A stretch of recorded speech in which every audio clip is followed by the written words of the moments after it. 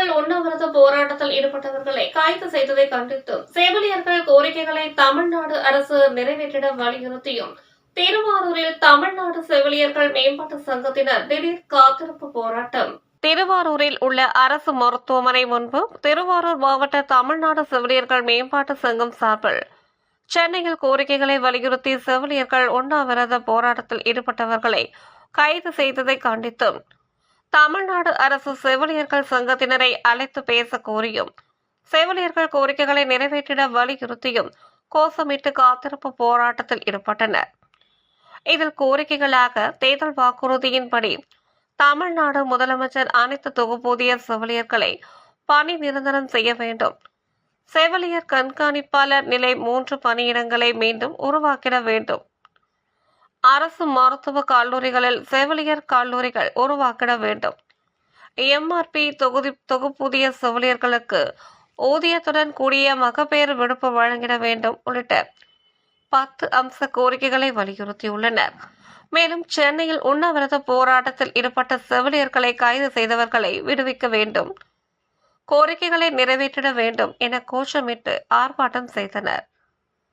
இந்த காத்திருப்பு போராட்டமானது செவிலியர்கள் சங்க மாவட்ட பொருளாளர் மகேஸ்வரி தலைமையில் அரசு ஊழியர் சங்க வட்ட தலைவர் குமார் முன்னிலையில் அரசு ஊழியர் சங்க மாவட்ட செயலாளர் செங்குட்டுவன், வட்ட கிளை செயலாளர் தம்பிதுரை, லேப் டெக்னீஷியன் சங்க மாவட்ட செயலாளர் அறிவு செல்வம் உட்பட செவிலியர்கள் 60க்கும் மேற்பட்டோர் கலந்து கொண்டனர்.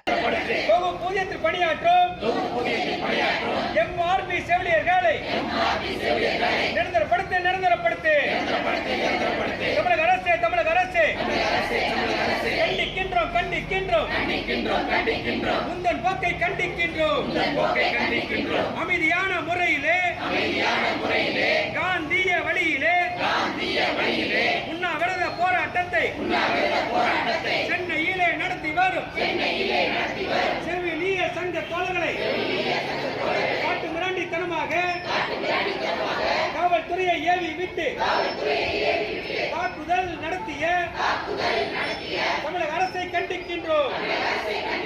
வழங்க வேண்டும், வழங்க வேண்டும். செவிலியர்களுக்கு பணி நிரந்தரம் உடனடியாக வழங்க வேண்டும்.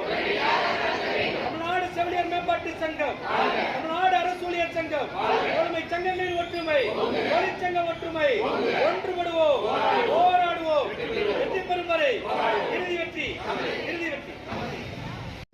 உங்களுடைய நிலைப்பாடு, உங்களுடைய ஸ்ட்ராங்கான அணுகுமுறை காரணமாக தான் இதை